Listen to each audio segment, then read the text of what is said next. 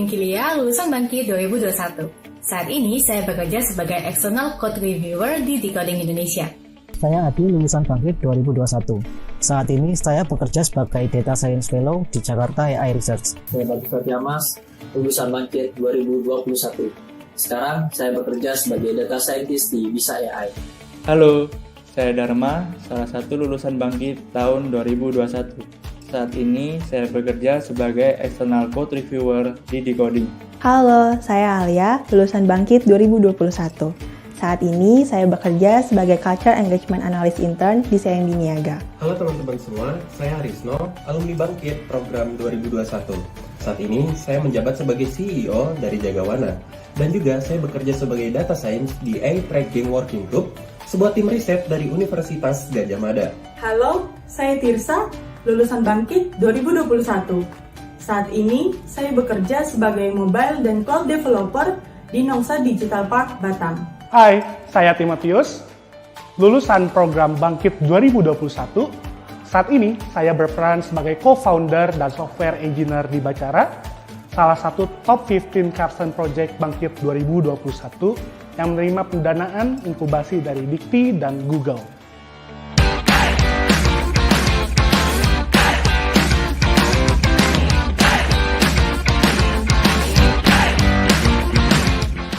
Berkat Bangkit, saya dan tim telah membuat Jagawana, sebuah startup yang berfokus pada pencegahan penebangan ilegal yang mendapatkan pendanaan dari proses inkubasi Bangkit. Terima kasih Bangkit, kesempatan belajar selama 6 bulan yang saya peroleh berhasil mengantarkan saya menjadi lulusan dengan predikat distinction di Bangkit 2021. Bersama tim, saya bisa memberikan dampak di bidang kesehatan dengan membuat aplikasi deteksi dini penyakit demensia yang sudah tersedia di Play Store.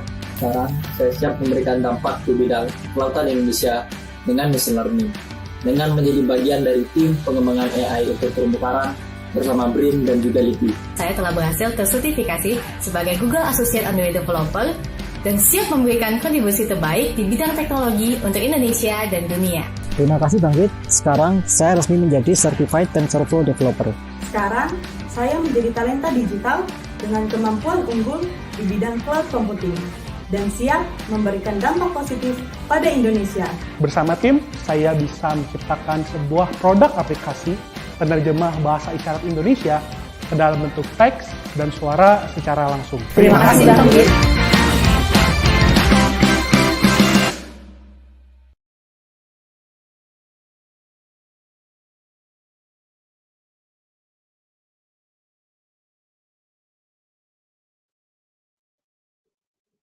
Hi everyone, good afternoon. So welcome to today's Bangkit 2022 guest speaker sessions with topics 10 recipes to master Android app development that will be delivered by Mas Sidiq Permana.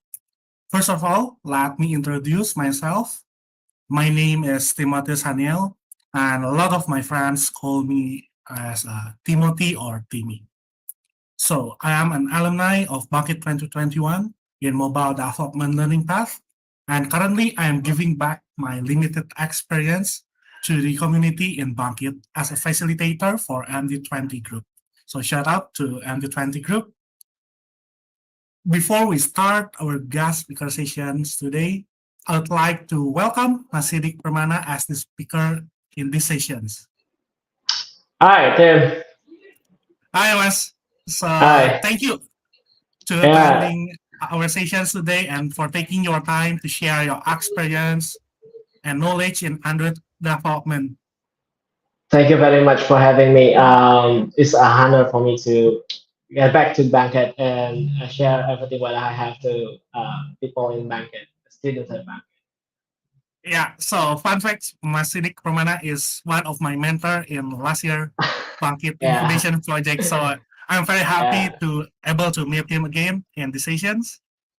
And also I'd like to say thank you to everyone that attended today's sessions and also to the whole Bangkit team behind the stage to make this wonderful opportunity that allow us to learn from Mas Sidiq.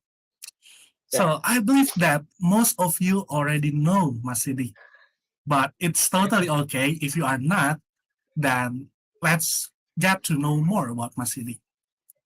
So Mas Sidiq was graduated from Universitas Islam Negeri Syarif Hidayatullah in Jakarta with a bachelor in computer or information technology in 2012. And currently, Mas Sidiq is a co-founder and chief innovation officer at nbs.co.id, or known as Nusantara Beta Studio. So it means that he has a complete package, since he is also an entrepreneur, mentor, leader, mobile developer, and also Google developer expert for Android. Then, if you have any questions, please don't hesitate to drop it to Mas Sidiq. And this Okay. is an exclusive opportunity for you guys, so please make sure to give full attention during the sessions and take some notes, because I believe that it will be something useful for us as a student slash engineer. So without further ado, let's welcome Mas Sidiq. The stage is yours. Okay, thank you, Tim. I'm really excited when Iran told me that I have a chance to have like a guest speaker at Bangkit. I said yes, I would like to contribute. And yeah, today I would like to um, share about 12 years of experience of mine in Android app development. And I believe whenever you guys learning about the path that this best practices from me, I believe you are able to fulfill the industry competency, and also for your career path becomes a brighter. Okay, yes, I would like to move my slide. Yeah, today we will talk about the 10 recipe of the master Android app development with me. And currently, I'm working in my own company, NBS. We are a software engineering company. We build any applications for partners, for clients across Indonesia, and also we are trusted by some technology leaders and innovators, local and globally.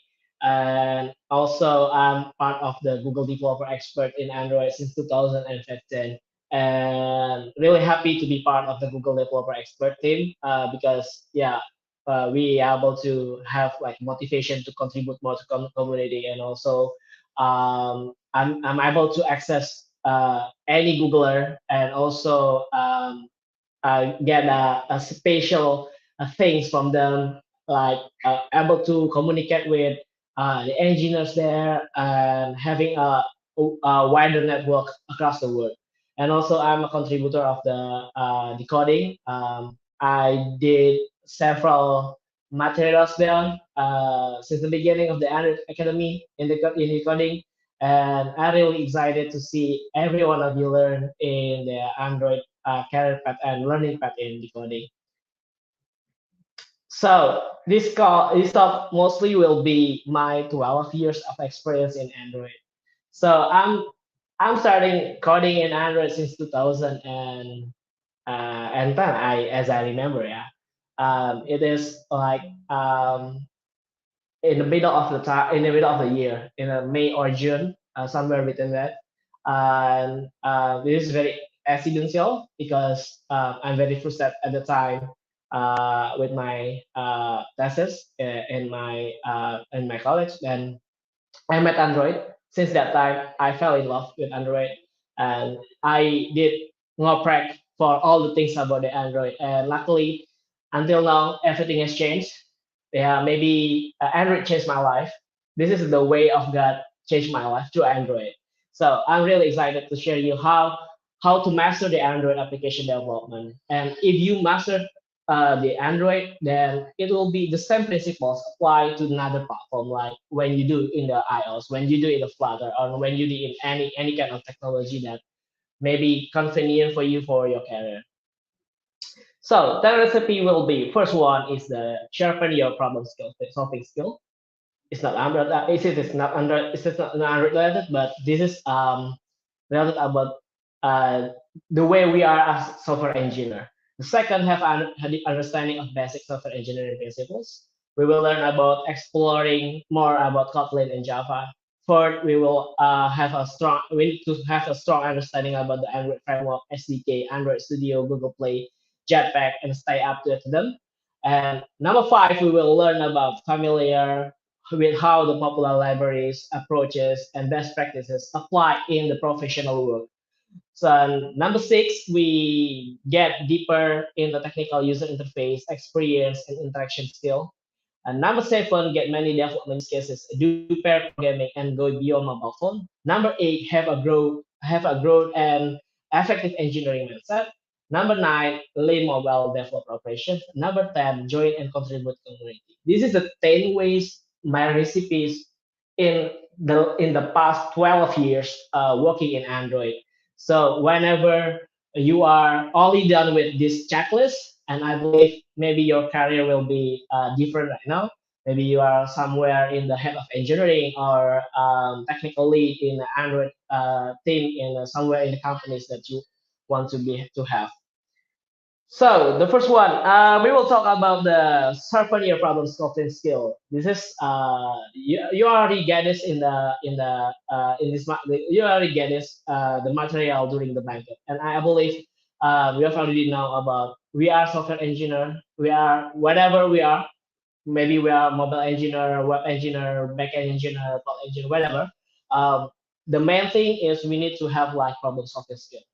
This is the important one because this is the core of our basic competency that we need to have, right? Because this is something that you are able to translate everything solution that in your mind into something reliable, something that people can see and touch, right, in your application. Then if you feel that you don't have this competency, I think you need to start it to work to see to find what's the problem that you can solve through technology. And in this banquet, I really appreciate that you have materials and thought about how to be a problem solver. The second one is the way you think about the problem. Some of us, when do in the professional life, thinking about the problem is something like a barrier. For me, the problem is something like a challenge that needs to solve, and the way and the opportunity for me to learn more about how we are able to improve capability or anything that could happen in the future. So take it as an advantage and see the problem as a challenge and an opportunity to grow. So the problem solving, the basic one is how you are able to identify and understand the problem and its context. And after that, you are able to have like a problem statement through a better definition. And the second one, from the definition, you are able to do like a canvassing for developing potential solutions. Then after you have a potential solution, you are able to examine about which solutions that are appropriate to solve the problem, right? Maybe it is fit with some constraint, or maybe it is not fit with some constraint. Like everything in technology, we are able to say that everything is possible, everything is feasible, and everything is doable. Depends on the constraints that may be facing on during the problem. Then after we decide the options that we want to do, then we need to have like a plan to execute that solutions. And after that, we execute the plan, then we have to know about how we are able to measure the things, right? How we're able to measure the things is very important because it is related about the result that your assumption in the potential solution can be made and making impact. So this is the thing. Some of us thinking coding is about memorizing, thinking coding like something that you need to use to. But believe in me, coding is something that you need more time to read and thinking. Thinking means analyzing first. So if you have 100% time, then you need to spend out 60% until 70% to think, to analyze this, to do more reading about the problems before you are doing the coding. Because this is the coding is only the actualization of problem solving skill, not much, right? Now, second, recipe number two, we need to have like a deep understanding about the basic software engineering principles, right?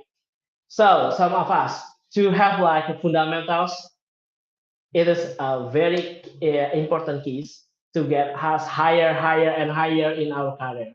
First one is algorithm and data structure. This is something that I see as a weakness from the university student when they are entering the professional world. Some of them they understand well about the framework, but for the specific case based on the algorithm and data structure, they don't pass the test. It is unfortunate, yeah. I need to tell you that whenever you go in the tech area, algorithm and data structure is the key. So if you have something good in the algorithm and data structure and you keep motivating to sharpening it, I believe your career will be higher. Yeah, algorithm and data structure are the important things. The second one is the programming approach. Nowadays we have object oriented, we have functional programming, we have reactive programming. These three are applied in daily work basis of the software engineering professional, especially for the Android app development.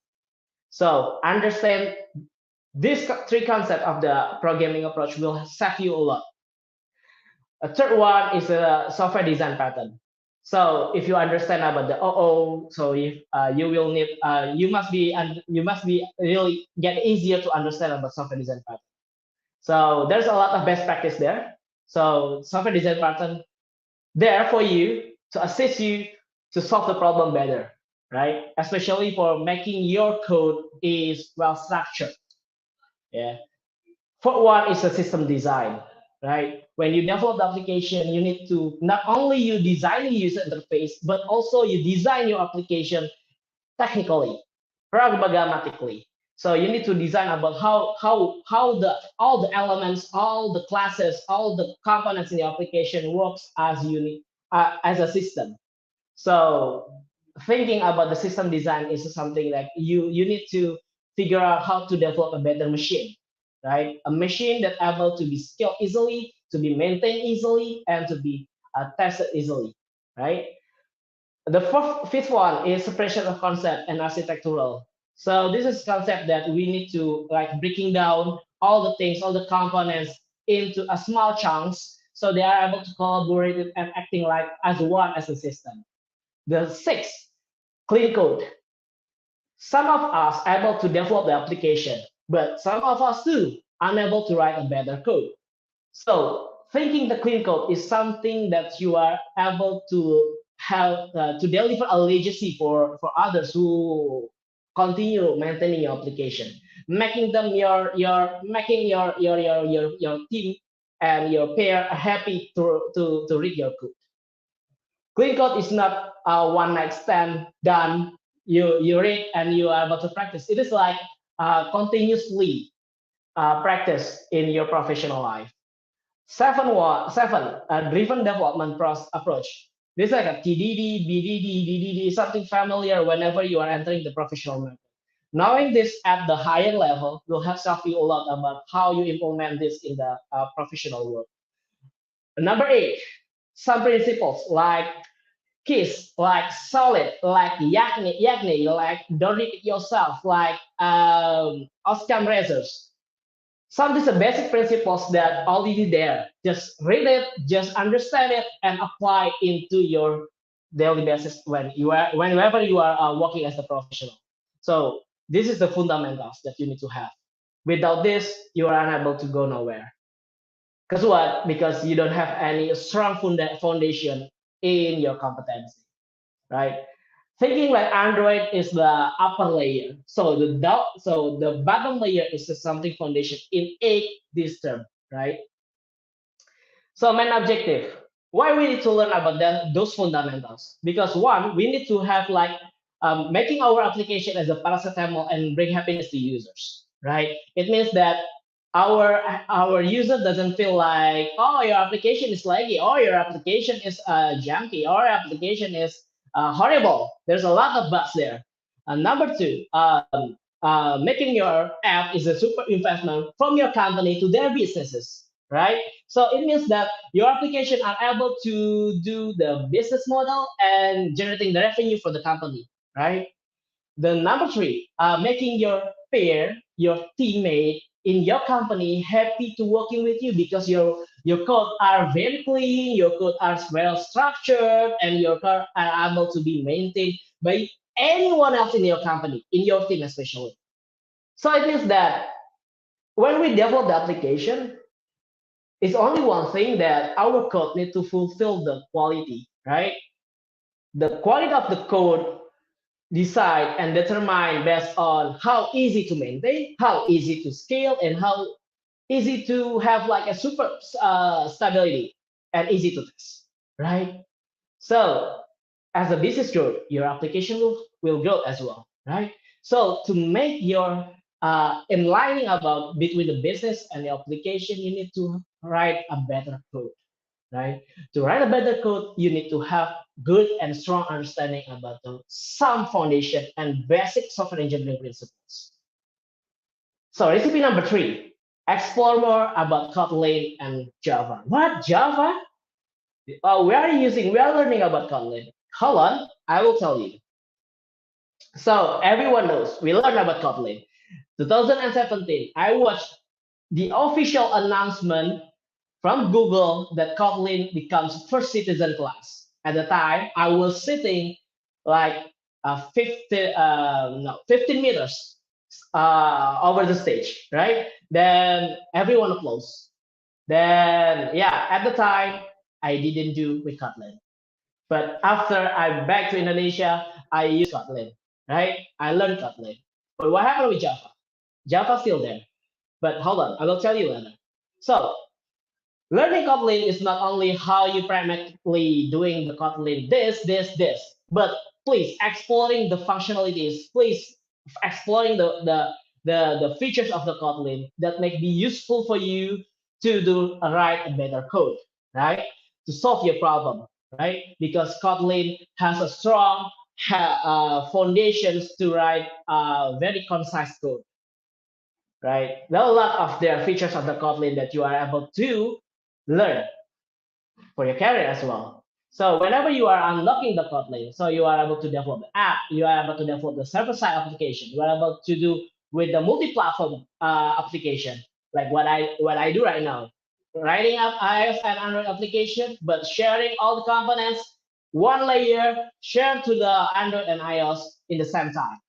And the fourth one, you are able to write down your application for the web front end, converting Kotlin to the JavaScript. So it is a very high leverage feature whenever you are working with Kotlin. So wait for Java. So you are able to you need to explore more about Java because maybe whenever you are working as a professional, companies doesn't recognize you about your core competency. Only okay, you are hired as the Android engineer, so I assume you that you are able to do anything with Kotlin and Java.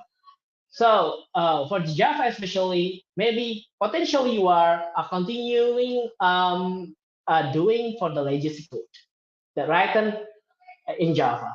Some of the companies like banking, like banks, like enterprise, they're still doing development with Java. So keep in mind that you need to know about Java. Whenever you're running Kotlin, you need to know about the Java. So Java and Kotlin are able have a similar concept, but it's different in action. But they are having a good interoperability between one to another. Right? So understand Java, start working with Java, and learning how handling code in Java. It will be helping you a lot whenever you are in the professional world. So I mean, if you deal with the tools, your mindset needs to just know how to use it, but why you use it, and how the under the hood of the components that you use, like for instance in the Kotlin, how the DEFI, how the generics, how the abstractions in the Kotlin works, or even how the lambda and anonymous function able to work under the hood in your code. So means that you know how it is work and why you use it. So there is always a reason behind why you are choosing the tools. So that keep that mindset.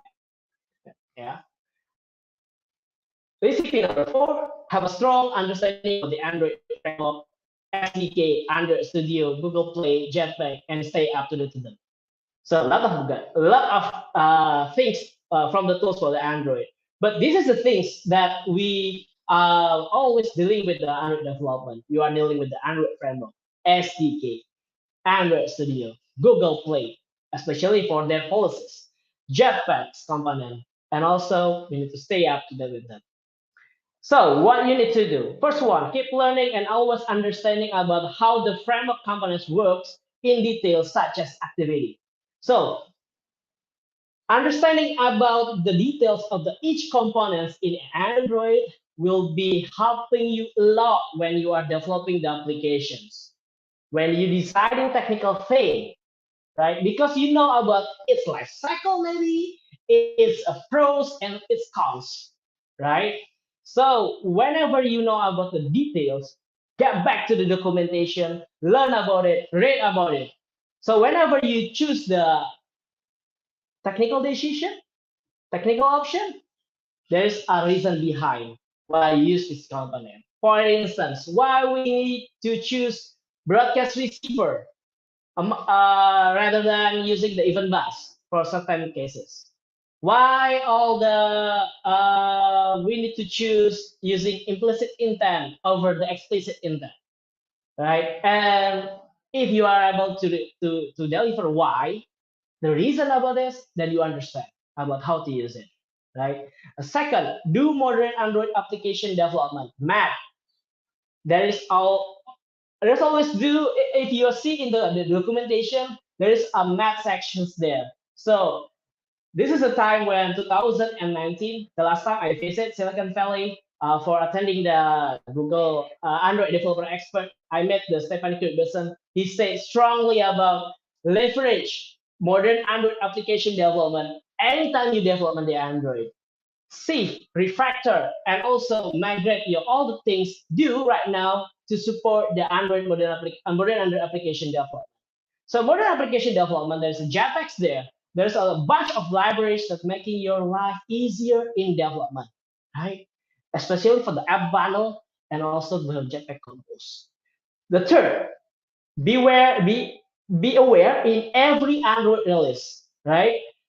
Right now, we are waiting for the Android release of the version 13, right? So every time of the release of the Android, we need to keep attention whether we need to like having a little bit surprise to refactor our code, to change our code, to comply with the new ecosystem, new environment in the new OS, right? New OS version, I mean. So keep in mind and learn about how we need to adjust our application capability regarding the new release. Number 4, keep up to date with the latest news and best practices in Android ecosystem, not only from Google, but also the Android communities, right?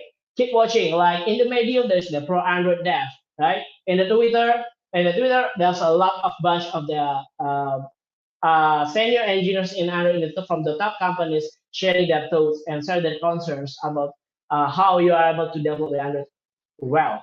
Then the number 5, keep up to date with the Google Play policy and aware of it, right? Because some of us only know about how to develop, how to deploy, but they don't literally understand about the policy, right? Working with your team, especially with your product team, will be saving you a lot about every time policies of the Google Play change. The Android Studio productivity skill. Please keep in mind, leverage the keyboard. Use keyboard over the mouse, over trackball, over even in the trackpad in the Mac OS, right? In the MacBook, I mean. So at least you are able to do with the debugging for the basics, things like debugging, logging, profiling, refactoring, navigating between pages, navigating between codes, connect to VCS, show the GitLab, and also working with the terminals, right? So whenever you are working with Android Studio and you are understand about how the shortcuts work, it will make your life as the Android engineer more productive, right? The third one is plugins that improve your productivity. There's a lot of plugins in the Android Studio that are able to improve your productivity, that only focusing on how you are able to use the keyboard over the trackpad or the the most, right? 2017, since then, Android app development comes easier. Because what? Because the Jetpacks, because some of libraries. Back then, when I was in 2011, it's hard to say that Android development is super difficult. Yeah, super difficult. Then right now, since 2017, the bunch of the libraries, bunch of tutorials, bunch of the people who understand the Android are there for you and helping you and also supporting you to make a better app. Recipe number 5, familiar with how to popular libraries like Glide, OKHTTP, Jetpack, and approaches and best practice apply into your professional work. So some of the these libraries are already there in the core of the best app, right? Not only in Indonesia but around the world, like Jetpack libraries, Firebase libraries, OKHTTP, Rfpp, Dagger 2, Coin, Glide, Castle, Java, Coroutine, Play Services, Mockito, Espresso, and APN tools like a Sentry. They're already there. So like what I said, since 2017, making the Android application is not hard anymore. It's very easy if you understand the fundamentals and the concept. And because you just need to like orchestrating all the libraries into your applications, make them work for you, and you don't need to write in the wheel, right? All the things there, so you just use it. So common approach in the professional life. Keep in mind, there's a 14, as I remember, during my development day at NBS. Follow clean architecture, do in FPPL, observe a place, observable place at the core. Whenever you are using the Java observable or you are using live data or stateful maybe, and state management to delight the users. Yeah. 5, leverage dependency injection or service locator. So they are able to be, there's no hard dependency there in your code. Number 6, implement modularization as the companies, as the business group, right? As the project becomes complex. Implements advanced navigation through modularization, abstractions, generics to reduce the repetitive works. Number 9, custom views for the win. Number 10, automation in test, integration, and delivery through CI/CD pipelines. Number 11, build variant, flavor, gradle optimization comes in play, right? Number 12, A/B testing. Number 13, feature flags. Feature flag is something that you have a features there, but you are able to control to on off it remotely. Number 14, even bus or pops up in your application, right? Whenever there is one component sending a message to another component and another component reacts accordingly. So this is maybe a fourth thing that, as I remember, as an Android developer, that mostly we are doing these things during the project. So again, don't just know how to use it, but also why use it and how it works. So common questions from the interview is like, why you use it? Well, how you use it? If something changed like this, how you conclude that? How we solve that problem? So understanding about why and how equally will be saving you a lot as your Android developer. So number 6, get deeper into technical user interface experience and interaction skill. At the end, we build a native Android application, that internet-based application that becomes a browser for the dedicated service. UI and UX are matters because they are represent how the whole image of the application and crucial in capturing the conversion of the application, especially for the business, though, right? So at the end, understanding about the how you develop, how you translate from your UI UX designer into something that able to see and touch in an application is something that you have to have a must as you as for Android development. right? Remember, 40% of your time will be used to develop UI and UX. I research personally into my team. After 12 years, I do in Android development. 40% will be taken for developing UI and UX. 30% in the business logic and 30% in the data layer logic, right? So number two, work closely with your UI UX design team, right? Articulate your idea, share your thoughts, right? And meet their expectation to deliver the better user interface and user experience. Number three, understand about the nature of design system of Android, material design and material view. Understand about the view group and component view works, right? And even you are able to do with the custom view. And number five, unleash the power of the constraint layer. Number six, start to develop your own custom view to reduce the repetitive works. Instead of you have 100 lines of the one single XML, you are able to do this with the custom view to reduce the lines to get your application more clear, your code well structured.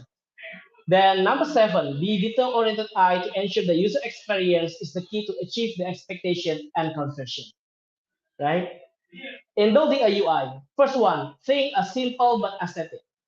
Yeah, developing UI is very trivial. It's very something the challenge because something that you see, something that people that access your app and fulfill the conversions there. Number two, thinking about the set management, whether the UI is still loading, whether UI is still showing the error, whether the UI is showing the list, right? Number three, mastering theming and also styling for the usability. Number four, always up to date with the latest feature. Instead of you are doing with the custom view, maybe something that they're always there for the Android. Some Google's there develop the custom widget and good enough rather than yours, then use it. Stay up to date. There's a lot of components in every month coming from Google Jetpack component, especially for UI. Number five, learn from other apps or other platforms, their UI UX, and how these UI UX communicating to human through the app as the medium. So you're using the Android, right, as the Android developer. Please do benchmarking for the experience in other apps, from the other best apps, right? Replicate the way they do into your application and communicate well with your UI UX team. Number seven, get many development use case. Do pair programming and go beyond mobile phone. This is very complex. Imagine your application could be something that you meet your crush, right? Or even someone in my company tell me that they are getting married from Tinder. So your application bring daily happiness, not only for everyone, but also for your parents when you are delivering something to them. You are able to, booking a ticket for the cinema, right? There's a lot of cases there. So stuck only in one app for daily basis for one job is not enough because you need more experience. You need more some cases, right, to improve yourself. So when you are working with some cases like one thing, maybe you are developing the application for the streaming services, or maybe you are developing application for chatting application or messaging application. You are working with the banking application. There are a lot of cases. The benefit is the personal growth because you are understand about how the business process works, how the operation works, and technical complexity that you get. It is increase your experience in Android app development, especially that you are working in a team. You are not dealing with the tech and business, but also you are dealing with the people. So it will affect a lot to your personal growth. So keep in mind, from my experience, I have 100 apps experience developing since 2012. Sorry, 2011 until today, right? Then a lot of cases I learned a lot. In my company, one junior engineers in a year they are able to develop like 4 until 5 applications. So they are able to understand about how the business process works, how the operation of the business works, right? And then how able to monitor the application, when they are released and they understand the technical complexity, then of course they are working in a team, right? They are working in the pressure. So they are working with the expectation. So as a person, as the engineer, you will have like personal growth better than other else. So how you can get them? First one, maybe you can able to work a company like us in NBS, software engineering company that we are serving customers for developing the application. Right now in NBS, we are developing any kind of application from the Flutter, from the Android native, from the TV application, from the Huawei application, a lot of application. For the cases we are working with the bank, financial, we are working with e-commerce, we are working with the football club, right? Number two, maybe you are able to go to the holding companies that they are in the multi sectors, that you are the engineers that able to jump to one to another company whenever you finish the task. Number three, works in the startups, bigger startup maybe, that has many services and departments to serve. Or four, you are become freelancers, that you are very independent, not really, not tightly coupled with other companies, right? But you are still able to do with the developing one cases to another cases. Or five, start from small company, startup company that your role is matter. Start from there, then grow your personal growth with a better and many cases. Anyway, NBS is hiring. Just look at to the LinkedIn. So second one, do pairing programming. Please don't code whenever you have a team. Don't code alone. Use the pairing programming to solve your problems not only on you but also with others. Pairing programming for me is solving a lot of cases, right? Because I can share my thoughts, I can share my idea as well as others to do the same thing, and I can solve the problem together. And especially, we are able to have a better code, right? Then the benefit of the pair programming. Now, see, we are able to get like a chemistry with others because we are coding together. One as a pilot, another as a co-pilot. We are working in the substantial case or a specific problem that we need to solve, and we can do with faster for the solving the problem or solving the task that we get assigning, right? So after we talk about the use cases and pair programming, are you still working develop Android app only the phone?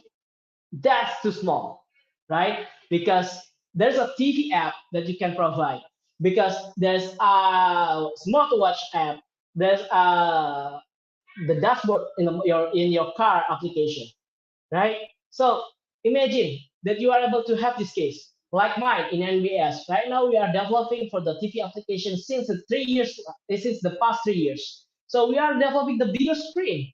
So we are working with some companies there and some principals, right, to develop the application on the bigger screen. It's very exciting. Then I ever doing the same thing in the smartwatch, but they're only for the specific purpose. But see, as the professional and Android, I don't only do development in a small factor like a tablet or smartphones, but I do in the larger screen, like a TV screen or set-top box in Android. Number eight, have a growth mindset and effective engineering mindset. This is will decide all the things above. Previously, I talked that you are able to apply in your daily basis. So ngoprek, do ngoprek. Keep your curiosity, yeah, because Android is a lot of areas. You are able to working curiosity in the UI UX, your curiosity in performance, monitoring, backend application. Machine learning maybe in specific cases like video streaming, camera application, all of case, right? Because one platform, there is a lot of areas to be explored. Keep your curiosity on, right? To get your curiosity, please get the jobs, get the projects that able to facilitate your curiosity. So continuous learning. right? I really appreciate that you are joining the banquet. And please don't stay only here. Learn about anything by reading the books, blogs, even the tweets, our understanding about the open source project in the GitHub, and go to conference or also watching or listening to the podcast, right? And discussion with your teammate about the specific topic. Like what I did yesterday, I was sitting in the same room with my senior engineer. We are talking about something that we need to improve in our code base. Then the conversation was fruitful. We got something the idea, and actually, and at the end of the activity, we are doing the code pairing, right? Because we are very curious about not only talking, not only sharing the idea. Let's do it. Then we did it. A new components come up for our code base. So this is the thing that we do for the higher effective engineer for the high level activity. Because we do in the NBS, we develop a lot of applications since 2012. We have a lot of experience. So in my company, always try to figure out how we are able to develop the application faster, how we are able to make everyone in new joiner are able to adapt and also joining the project faster. So by that time, I and some of the senior level engineers are working with the code base, frameworks, documentation, onboarding pipelines. So the main purpose is how the business expectations are able to fulfill with the technical way. So this is how we call the leverage, because we are able to develop the application faster with the code base. So like what I said to my clients, whenever we deal the project right now, 30% of the application are done. Because what? Because we know the basic components are already exist and we use the same components over and over again, and that libraries and code base are improved month to month, week by week, and year to year. So this is the thing, right? High leverage of activity. Like me, creating framework, libraries, code base to reduce development time. It is from the business perspective. Creating a template and generator. It is a technical perspective. So everyone in my company only in Android team, right click and you are able to generate the thing. Activity, surface, or even applications, fragments, the basic template is already there, including how the architectural and the framework works, right? Do technical best practice, learn about it. Number 5, create a standard system and involve whenever your team developing a standard for the convention maybe, or linter or pipelines or workflow. Number 6, get mentor, right? Because when you get a mentor, it will be accelerate and digging your potentials. And number 7, whenever you are becoming a senior, then you need to be a mentor. Like what I do in NBS, every senior engineer team has their own mentee, right? So this mentee are learning through the senior engineers, because senior engineers has a lot of experience. So when they're jumping in the project, senior engineers technically always can accompany them to supervise them to get a better understanding about how our culture in Android application development works. So that is something not different with the previous development, something that code that are able to be continued whenever any person jumping into the projects. So number 9, the last tip, learn mobile development. So develop application is one thing, learn is another thing, and monitoring and the purpose is the other thing. Some of us, yeah, we are application store, we are developing application. I hope it is application. Allocate, we are capturing the revenue. And the application is okay, a lot of error.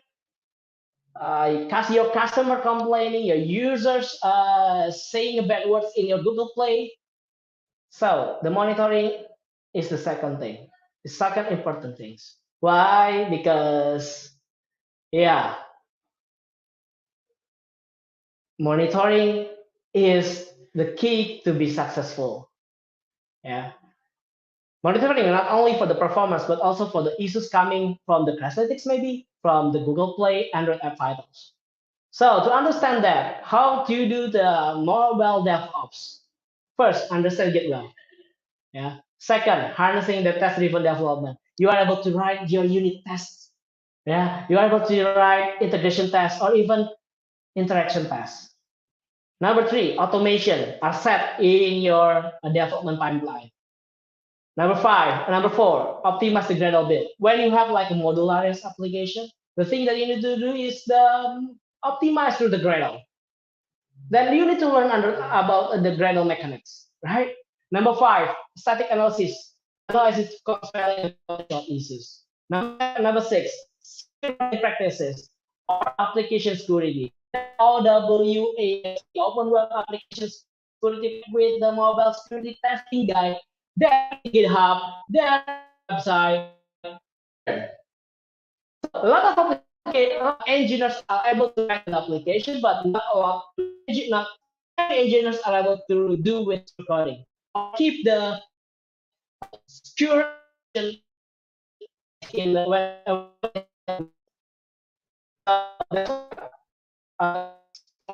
application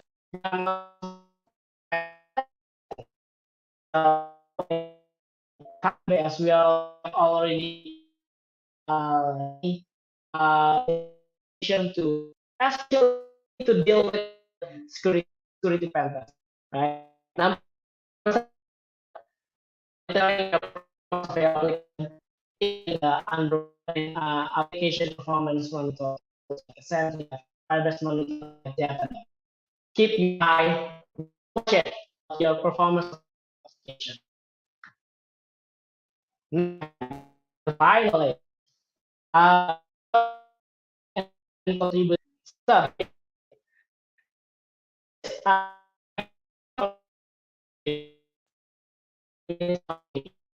Then it is very motivate me to contribute back to communities.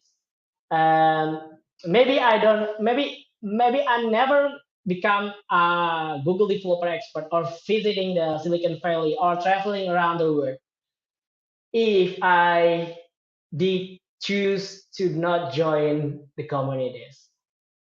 But in the fact I join the communities, I contribute back to communities, and communities a lot, giving me a lot of impacts. Especially during I manage my company, I manage my startup, and grow the startup and scale my company until now. So the community is simply whatever you are able to offer, you are able to contribute. So if the kindness will be followed, right? Then really I miss this session. Really, I miss this gathering with other peoples in the same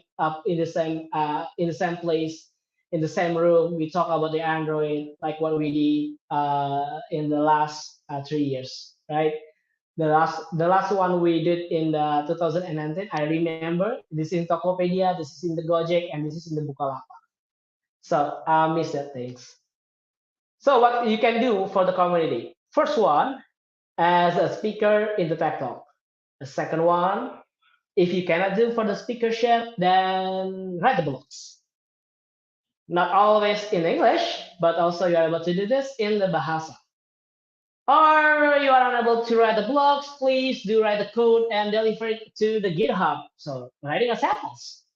Number four, write open source library software, right? Maybe you are having like some problems, then you conquer it by your library, then you are willing to expose it to communities, and so the communities are able to take advantage of the library. Please do it.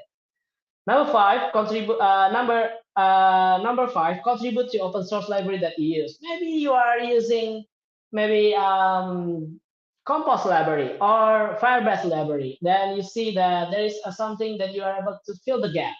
Then you know how to do this. Then you write the code and you send the MR or PR to the maintainer, right?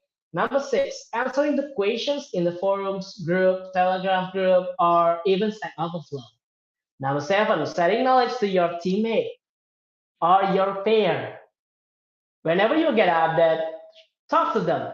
Like what I did in NBS, I do managing a monthly tech talk. A monthly tech talk, we are able to share it to each other, or even in every week in the project mapping, weekly project mapping.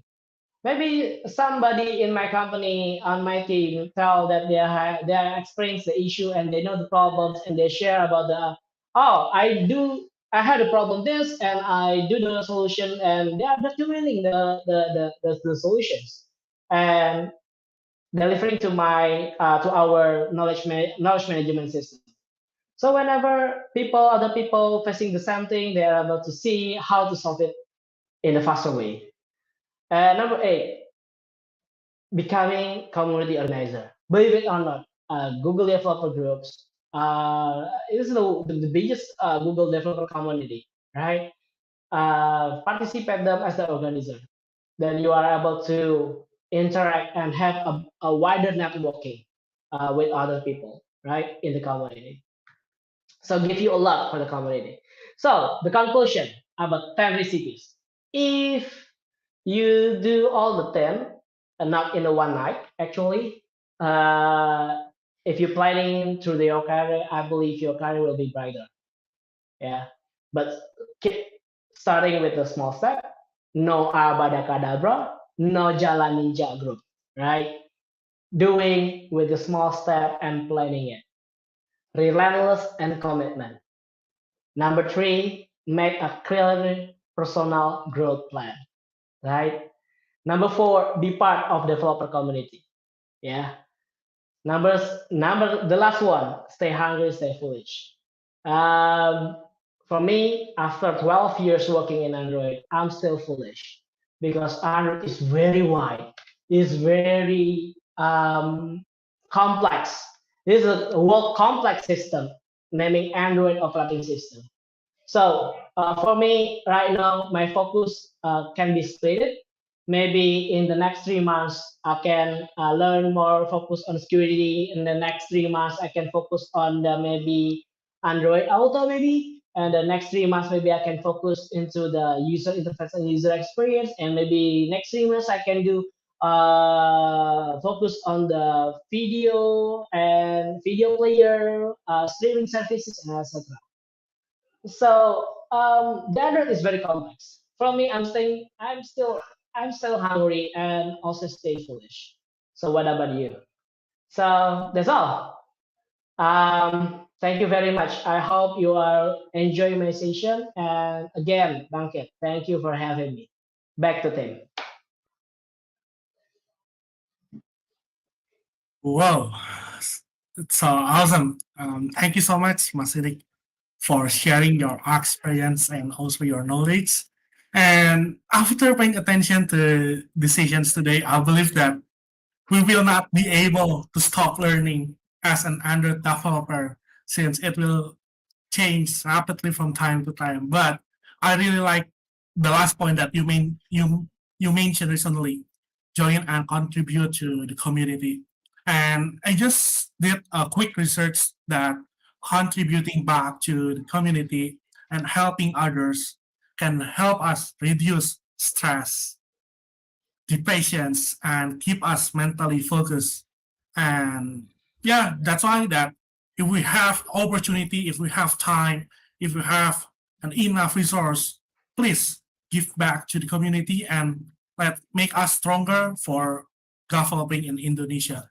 So now let's move on to the Q&A sessions since we already have a few questions.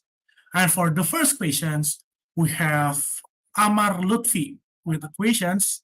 How do we make sure that the applications that we have developed is in accordance with what the client wants?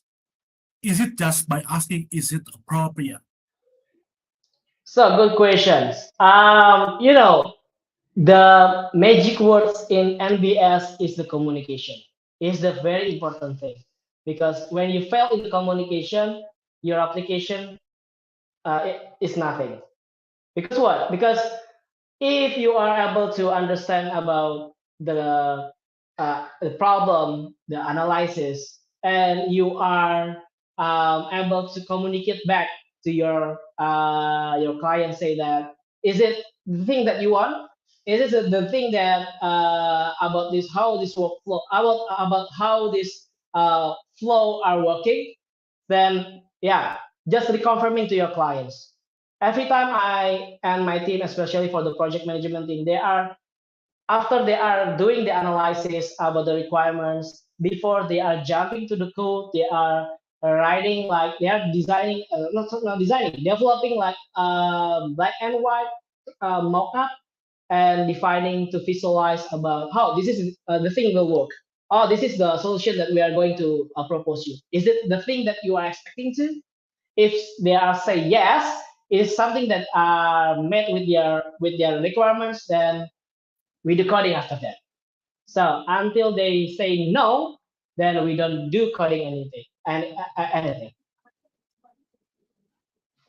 Okay, thank you so much, Mas Sidiq, for the answer. So I believe that the myths about software engineer is not is nggak perlu ketemu orang, it's a big hoax for us since we need to communicate and collaborate with people. So for the second questions, we have Gilang Martadinata. As a software engineer, how do you handle an error that has already been deployed that might affect to the app? Would love to hear your experience regarding this. Okay. The first one you need to have like in my company, I set up and have a standard.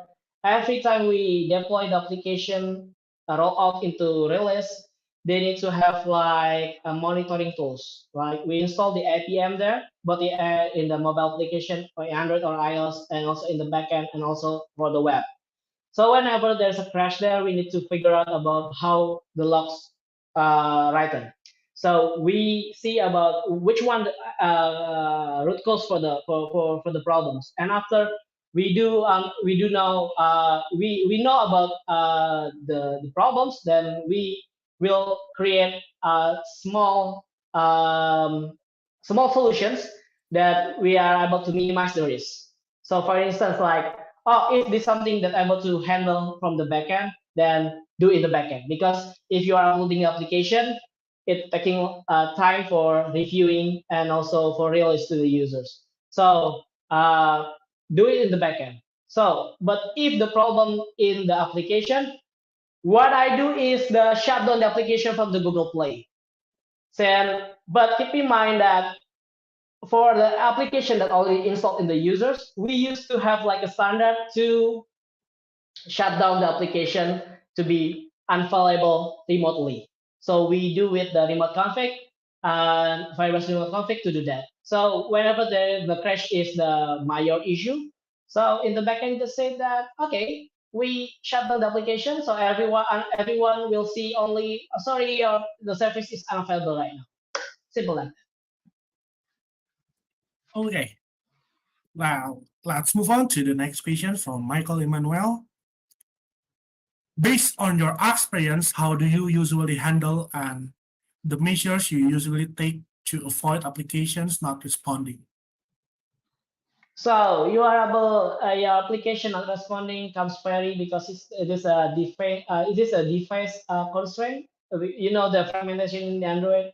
Every device is unique. They have different memories. They have different storage. So I used to look at to the first one. I used to look at to the Android titles and see about how the application not responding could be happening in my app. But before that, there is a standard in my company that everyone needs to know about some of the major issues in Android. So whenever they are coding, they are respecting to the rules. So they are understand about null pointer exception, application not responding, how when the application not responding is comes into our app. So they are able to avoid since they are coding. So the last time I saw my app in the Google Play with the more than 10 million downloads. The very low for the application are responding, because we know about how it's structured since the coding and how to avoid it. Look Okay. to the Android vitals. Look to Android vitals and see from them. Okay. So now we have more questions from Muhammad Fikri. If we contribute to the project on GitHub, can this be used as a portfolio? Yes, it could be one. Yes, especially if you are contribute to the open source project, or if you are creating for a libraries, not the samples, but a libraries that may be popular and also used by developers. Some of the companies like Giants, you know Giants, Tokopedia and Gojek, and some the overseas companies, they are looking, instead of they are looking into your LinkedIn, they will looking to your contribution to the GitHub and see if you are contributing to the open source project, or see there's a project of you, libraries that you made are widely used with the other developers. And that one is the very crucial. And maybe that one is the advantage and difference between you and other applicants, other candidates, I mean. So keep doing it. I have questions regarding this. So what kind of skills or knowledge or experience that we need to stand out in the software engineering flow? You need to specific. You need to be specific. If you are, you mean related to GitHub, or you mean related to the career? To the career. To the career. So you need to be Yeah. specific. For instance, like what I say, Android ecosystem, Android as a platform is a very complex. So you are able to specify yourself into small chunks. Like, if you are focusing your career to the video streaming application, then you need to focus on to the video player application, the video player library, a video player components, and learn about how transcoding and etc. related to the video player are able to work with you, and in the industry that you are working on. So, for instance, if you are working with the Netflix maybe, or video.com, or HBO. So if you have any specialties that I'm an Android developer, yes, I can develop Android application, yes. I can do develop UI, data, and business logic, yes. But my specialty is I understand about how the video player works. I can customize the Excel player maybe. I can understand about the NM works. I can integrate your, I can develop you the custom Android video player. So it is able to adapt with your specific data formats. So if you are being specific, then the company will be respect you, especially that you if you are focused onto the specific industry. Oh, that's really great insight for us. So now let's move on to the next questions from Bintang Putra. Based on your 12 years of experience as an Android developer, can you tell us what is your biggest challenge as an Android developer? Come on, Bintang. We can talk internally in daily stand-up. Why you are you are delivering the question like this to me? Anyway, Bintang is one of our team. My team is right now intern in the company. So yeah. Bintang, you just reach me out through the any channels in the company. Just talk at me whenever you need to chat with me in the daily stand-up. But okay, I will answer your question. After based on your 12 years experience as a developer, can you tell us what is the biggest challenge around the dev? The biggest challenge? What is the biggest challenge? Because I think, the biggest challenge is handling fragmentation of the OSs, of the devices from many manufacturers that play in Android. So that's one. The second one is dealing with the security. Yeah, because I recently focused on working for the Android security, and yeah, that's kind of challenging because any kind of the application are able to be broke down, are able to be decompiled, able to be sniffed. Then yeah, the second one, the third one is the I remember the performance. Yeah, the performance has to speed up the complex projects in the Gradle and how we are able to work in harmony to speed up in the CI/CD. And the fourth one is dealing with the people, with to clarify about the expectation, especially for our clients that the application has the limitation. And if you going challenge your limits, then there is another constraints. Yeah, the first three is coming from the technical perspective. The fourth one is coming from the business perspective. That's the things. Really interesting. Wow. So it's our experience that it's a lot of experience that we may never have before, so we can learn from your experience. That's Yeah. really insightful for us. So now we Thank you, have thank you, patience Tim. for we have patience from Muhammad Imran. What kind of community you recommend to join to? Based on your interest. Based on your interest. Like are the thing that you're already working on. For instance, when I started Android development in 2011, the first thing that I did is look for whether there's a community there in Indonesia talk about the Android, and I got one. This is the Android ID Android Dev at googlegroups.com. Then they expanded to the Facebook, and then right now they are split up into the multiply telegrams. Just based on your interest, or just based on what you are right now working on. Yeah, join the group, join the community, and learn. Okay. I think that Sidiq have a connection problem. No. Okay. You're back? Yeah. Yeah, I'm back. Okay. I don't know. Oh. Yeah. So we have more question from Kiki Abdullah. What things that should be? I think it's do or don'ts. Do the what is it? Don'ts and left by a reliable Android developer. Maybe the pros and the cons. I think it's do and don'ts. Yeah. Becoming Android developers, for the pros, maybe you need to see back for my 10 recipes. For the cons, stop learning. Don't do that. Don't do that. Start learning, not joining community, or even you only doing your work with no passion. Right? If there's no passion in your work, you're only doing the daily regular activities. And if you do that, please ask yourself your raison d'être. Yeah, the reason why you live.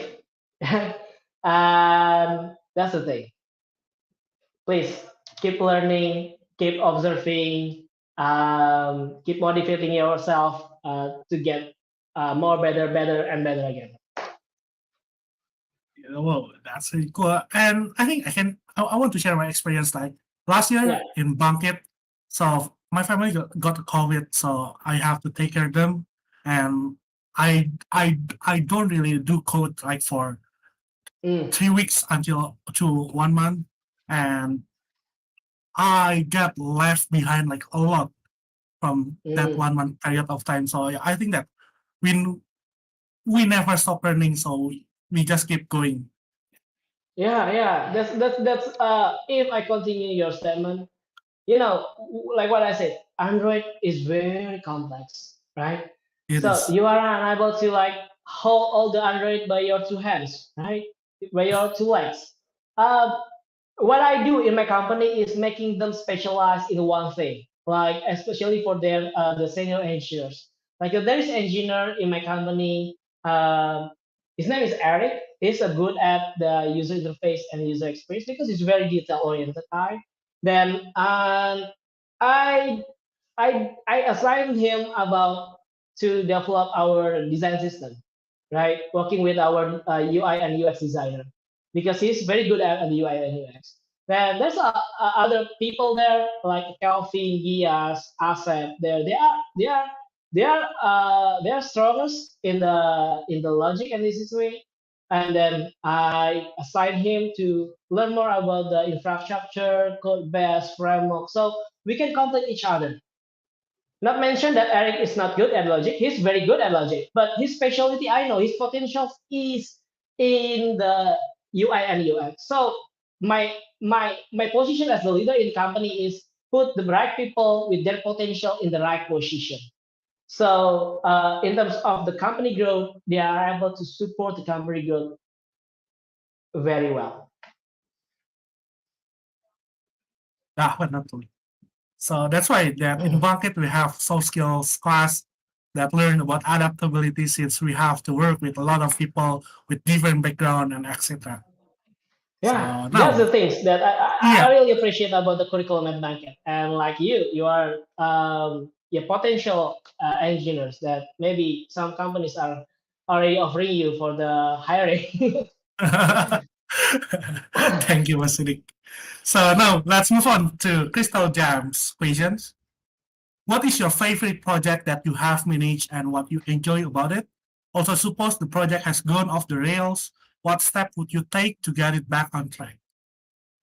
So yeah, my favorite projects. I do really the projects related to the video player anyway, because I've been working for the video streaming application since 2013.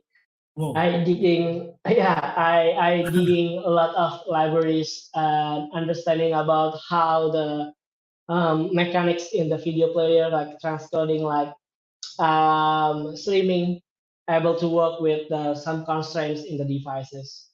Then that's the thing. It's very my favorite projects. The second my favorite project was is related to the complexity, especially for the technical complexity, but in the UI and also for the technical complexity, like what we do for the paperless application in the company that they are relying to our application to support their daily operation within the rural area. So the application needs to work well in the without internet. Then whenever they are having the internet, the data in their in their phone able to synchronize automatically.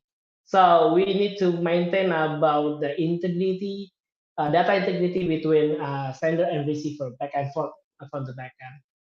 So that's the things. And if the things go off the rails, yeah, I need to. Yeah, I love writing. I love yeah, of course I do the clean code. Then whenever I go off the rails for the project, I just need to recall again by sitting together with the project team, maybe a designing team, especially for the project team.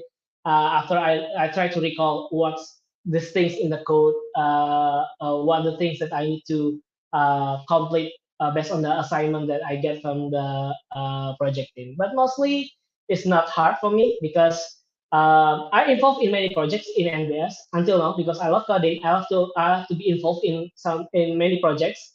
I know about my team working there, but yeah, whenever I got called to involve, then it's easy because the documentation is already in the ClickUp. So I just need to read the documentation, read the MOM, read the previous decisions about why these things happen. So this is the thing that I do. Okay, thank you, Mas Sidik, for sharing your experience. And now we have more question from Muhammad Bakar Alif. What tasks you do when testing a new Android developer in your company? Thank you very much. What level do you choose? Which one? Beginner, intermediate? Because Let's say from the beginner until yeah, experience. yeah, because for experience is yeah. Let's say for the beginner. In the Yeah. beginner, maybe we will interview about the first one is about again the algorithm and data structure. Just because I would like to know about how they solve the problem, right? then it doesn't matter that you are unable to fulfill, but at least you have already tried. Then I can see how you are able to solve the problem, because the way you solve the problem, it will determine about how you are able to code to translate that solution. So first one is the algorithm and data structure. Second one, the interview is about relevant to the basics, like in terms of the programming approach, like the OP, the functional programming. Then we talk about some concept of the Android things, the things related, and then their experience. And the last one for the junior developer is if they have ever working with application, just share to them, and we can be the questions based on your experience. So, for instance, maybe you have ever working with the Android application project with these cases and with this language, then we'll ask on your experience why you did this, why you have decision like this, and why how this uh, how the rejection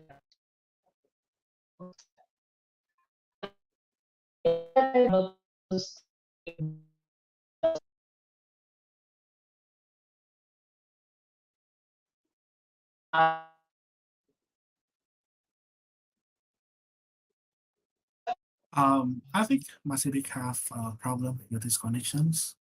So let's wait until.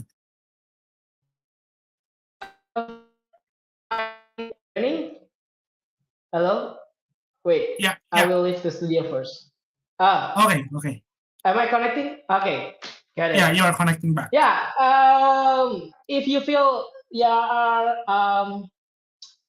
qualified, just apply to my company, and you will fill my interview.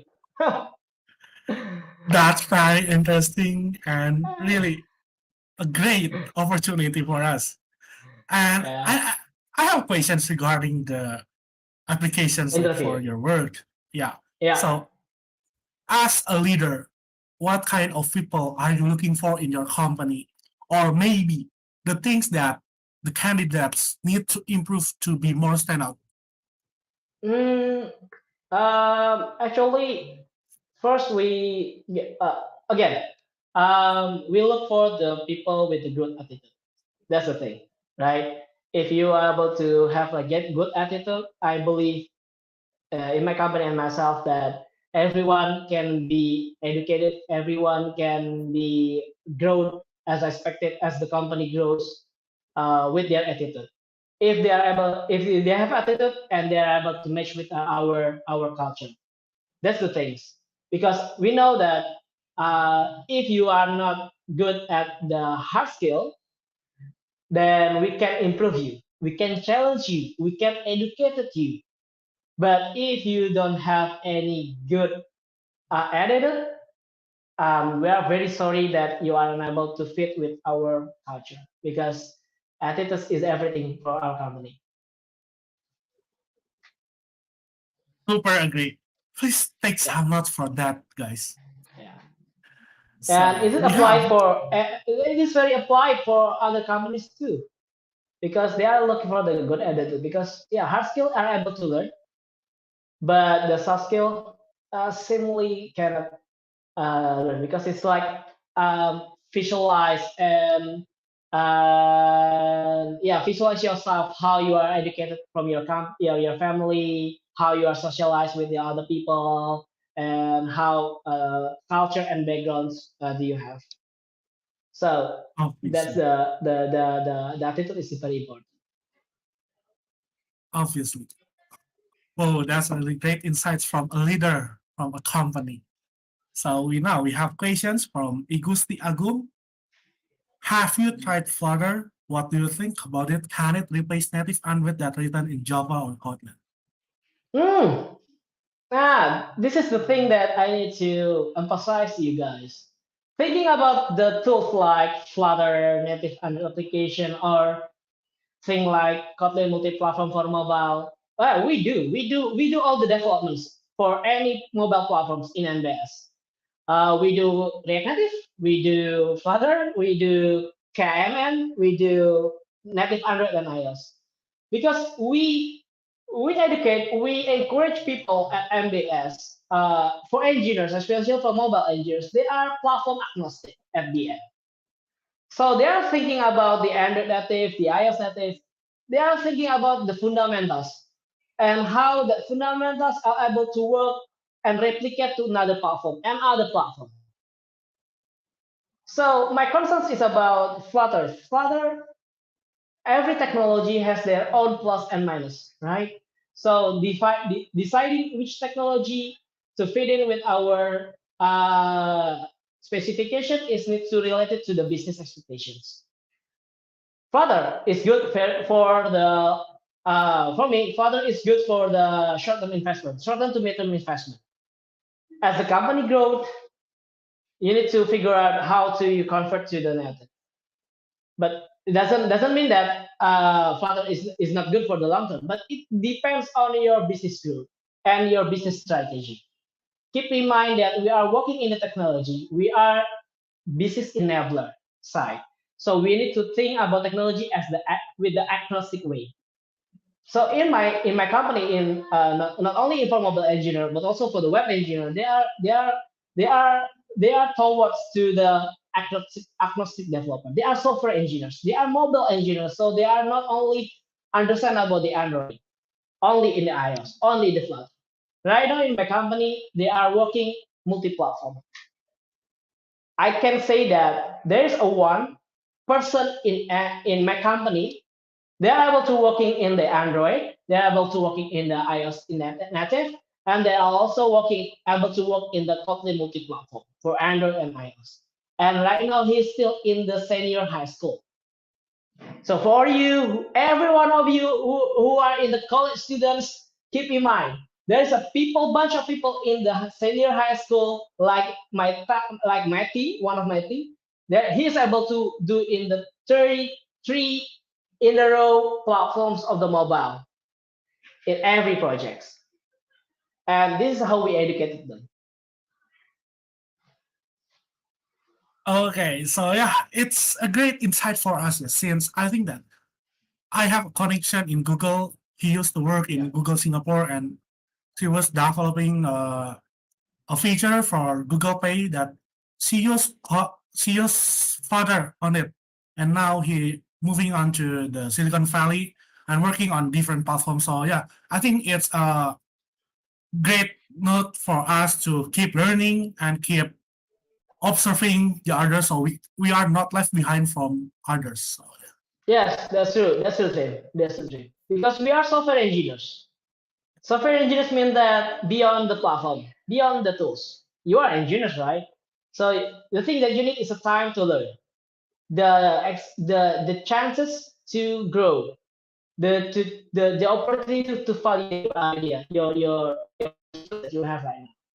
And we are in the modern world, in the technology area, in the technology industry, that everything has changed. Everything very fast to change. So we need to adapt.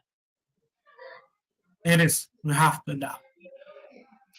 And while we are waiting for other questions, I think that I have one questions. So maybe the students right now are nearly their time for the capstone project, and I just want to ask you questions. How can we validate our app idea? So, do you know about the meaning of the agile?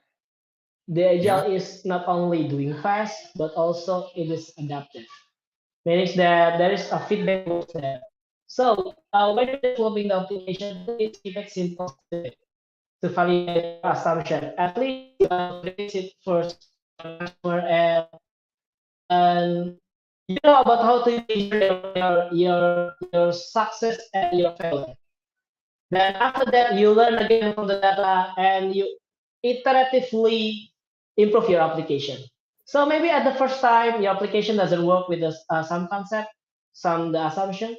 But when you are improving again, when you do pivoting, then you're making application more engaged with the users, users feedback, then maybe your users will be understand about the and taking advantage of your application. So just do it. Just do one shot. See how it's work. See is it a success or failure. You know how to measure your success or your failure. Then listen to the data. Look at the data. Listen to your customer and iterate again and again. Because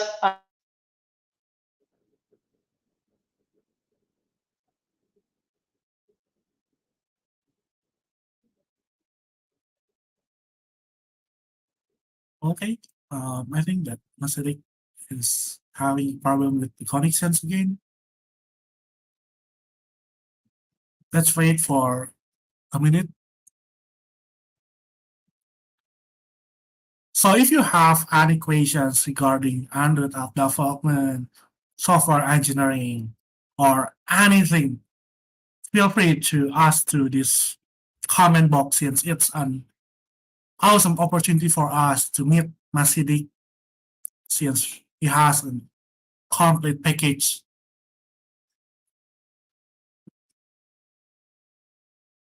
Okay, Sidiq now is disconnected and let's wait for another minute. So while we are waiting for Sidiq, I want to ask you questions. How curious are you in seeing yourself in the next 1 year, 5 years, or 10 years? You can drop it on the comment box. And what things that you believe that will change after you graduate from Bangkit?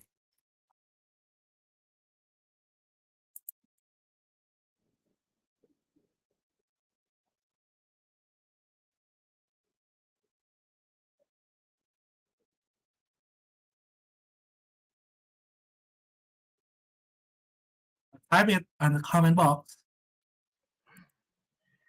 Internet again. A little bit Okay. jump. Yeah. Sidiq is back. Freezing? Okay. Okay. So what is the question?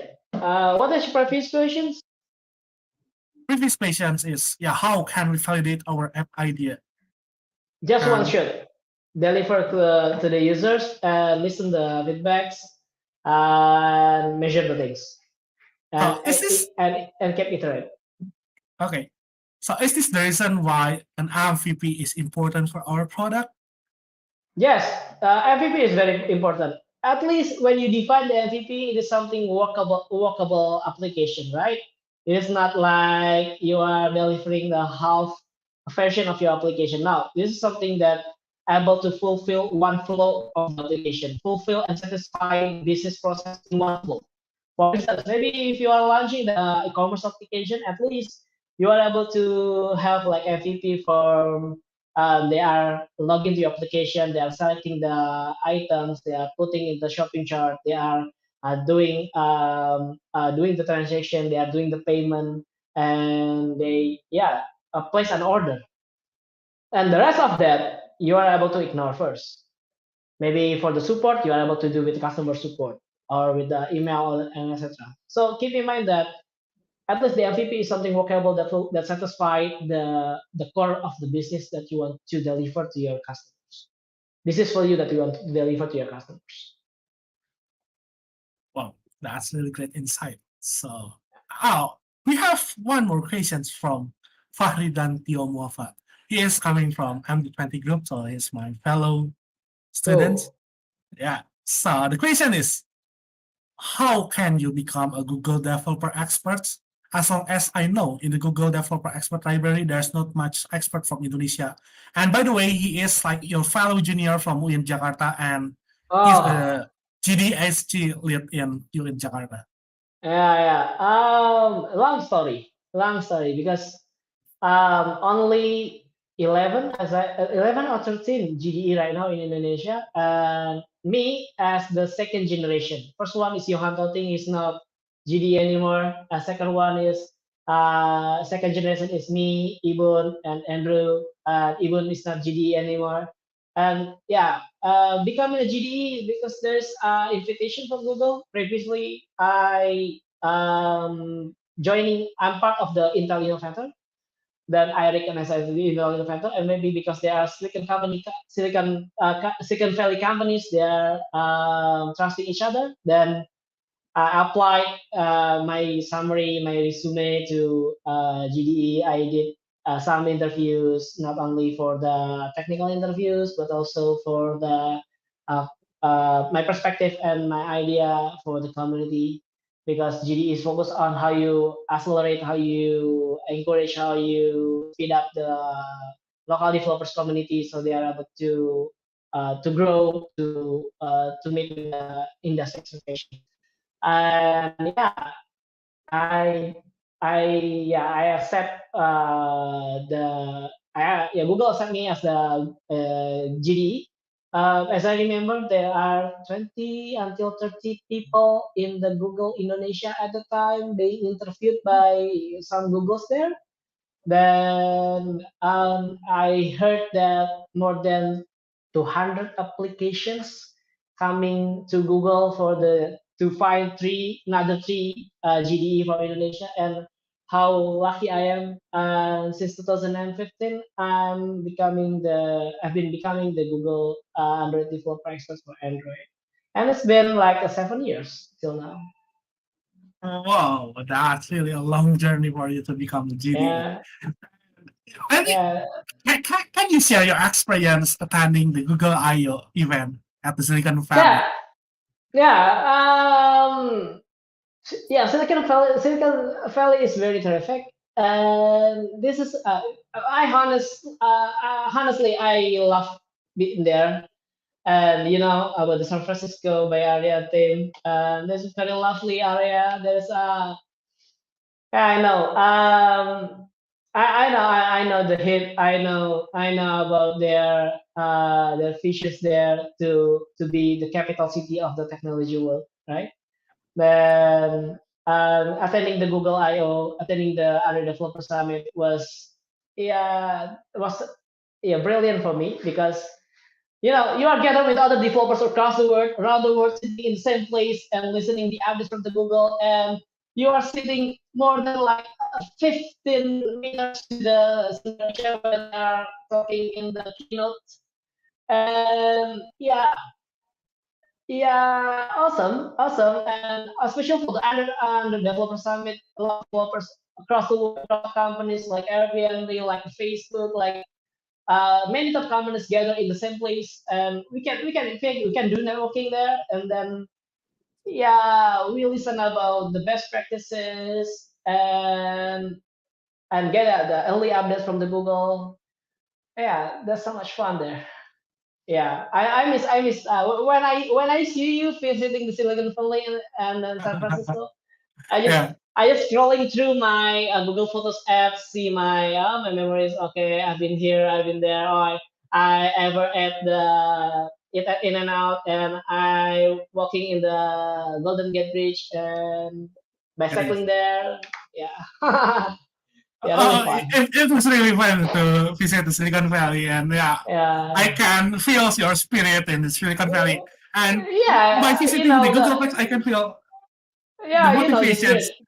I visit Google. I visit Apple, Yeah, and I live in the area where the Facebook has an office there in the Menlo Park, right? yeah, Then and when I in a highway, I can see, there's an Adobe in the San Jose, and there's one Twitter. I was the Survey Monkey office. A lot of the applications there coming from applications installed in our phone, and I can see I can be there.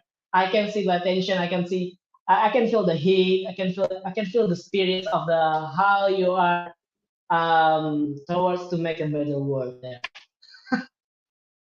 yeah, it is. Uh, I think that through Bangkit we can get that opportunity, and as long as Of we course, keep working harder, yeah, believe us, the opportunity will come to you. Yeah. yeah. Yeah, just just got just got find a way to have a career. Listen, I ever interviewed one student applied for the Google Developer Expert for India, right? He was 22 or 21 years old, Oh, right? Then he's young, but he's very confident. He's very confident, and he can answer my questions very well. And he has already contributed to Firebase, especially for the Firebase UI, as I remember. And yeah, he has a potential skills like you in the banking. But the difference is he has a bravery to have a dream. He said that maybe I'm only 2 until 5 years at India, and after that I want to look for a way to visit to enter the Silicon Valley, whatever it takes, right? So his vision is very impressed with his vision because at yeah, he's very young, and I believe it is same at your age right now. But he has a bigger dream. Not only working for a company in Indonesia, but he wants to have like uh, better and better life in the Silicon Valley. Like other people from India migrate to the United States, especially for the West Coast. So this is the thing that difference is the mentality between us, because if the people engineer students from India can do that, why we cannot do that? We have the same opportunity. The yeah. difference is maybe we need to have challenge our limits to push our dream comes bigger, and then all the things effort and pray, all the things you do will be towards to your dream. Whoa, it's really motivate me also. And okay, Yeah, you have a chance there, because working with the tech is the yeah, you don't need to sitting in the same place, but again, it is very universal work. Working as a tech engineer, you are able to work anywhere. it is especially like work from everywhere now. Yeah. And we have one more last questions from Michelle. What do you do when a company Yeah, hire a third party please. to make an applications, but the code is not clear at all? And when the company finally have their own software team do remake code or something? Um, yeah. I'm just laughing with this question because this is something like what I said in the slides, that you may be facing on the legacy code, you are not very understand about how the things works because all the things are very messy there. Maybe only the original developers and God know how it works, right? That's the thing that dealing with the legacy. Uh, for me, in terms of the refactoring and how do we refactor, first we need to see about the business first. When you got the legacy, then you need to be you are the maintainer of that code, that application. The thing that you do is try to figure out how these things are tested. Yeah, things are tested. At least you need to know about, is there any documentation, at least the key A test, the test spec, yeah, test specification, the provided by key A usually. If that's not this, if the document is no one, yeah, it's nothing in the company, then you need to figure out and you need to write down sketching up about how the general flow they made, the architecture flow, I mean the data flow from the application. Then after that, maybe if you are considering to do the refactoring, my suggestion is you need to do with the test first. In my suggestion is, if the code is very messy, doesn't follow any architectural, or if they follow the architectural, review all the codes, make a sketch up about the architectural and data flow.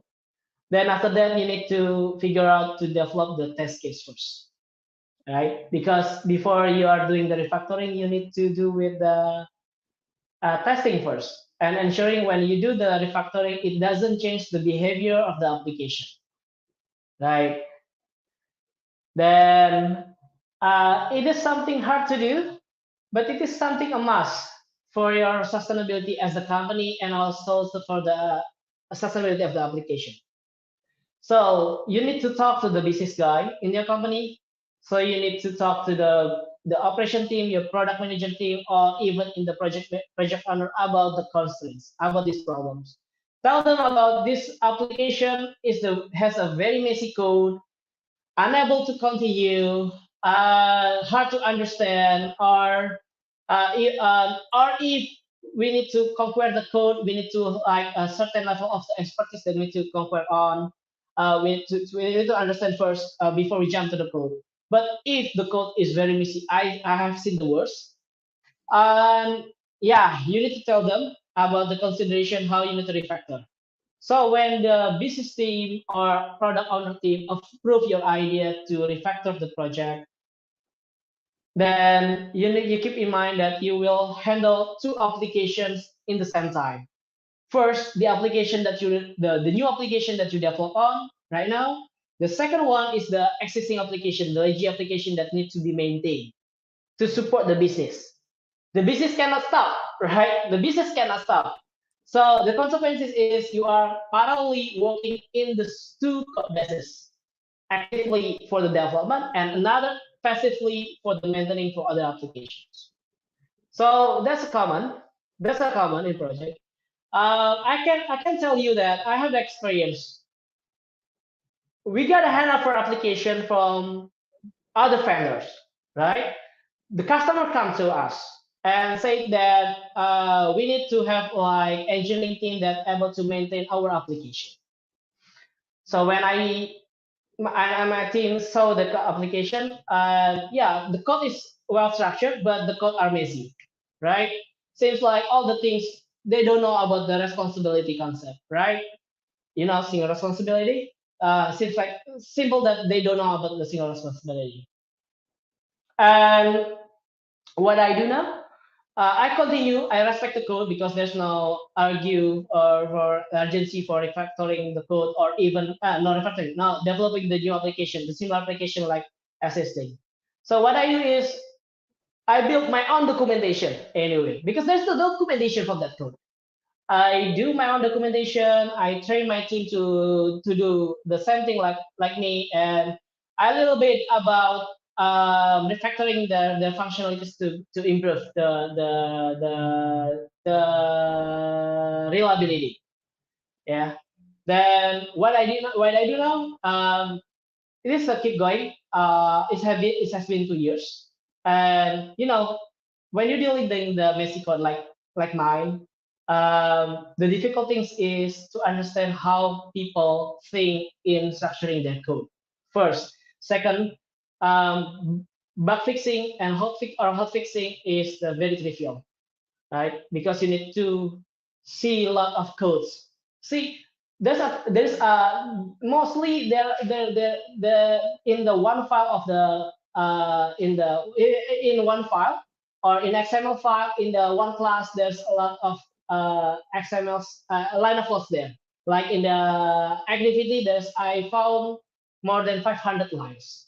So this is how thing to read. So the thing is, I appreciate my team because they are able to survive maintaining the code. Wow, that's very a long journey Yeah. to make the applications to be better one.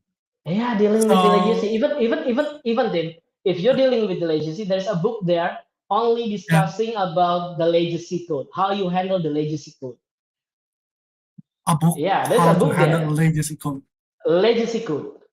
And if you read a legacy code and you are considering to refactor, there's another book that explaining about how you refactor legacy code. Really? Wow. Really, because this is like an art in software engineering. This is a common sense. Like what I said earlier, everyone are able to develop the application, but not everyone are able to write the application with good code. Yeah, it is. Agree, super Right? agree. Right? There's something. There's something in. I always try. I and NBS always try to ensure the quality comes first from the source code that you made. So if you have a good code, then your application will work well. So if and otherwise, yeah, the investment will be only blow up, right? Mm.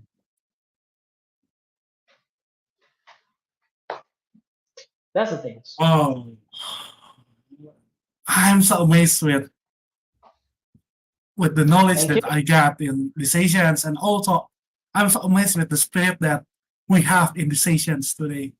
But Yeah. unfortunately, we have limited time, and now we are nearly at the end of the session since it's already nearly 5:30 p.m. and I know that it's almost the time for most of you to break your fasting. So, any last thought or closing speech, Mas Sidiq? Yeah, for every one of you who want to have like a better career, please.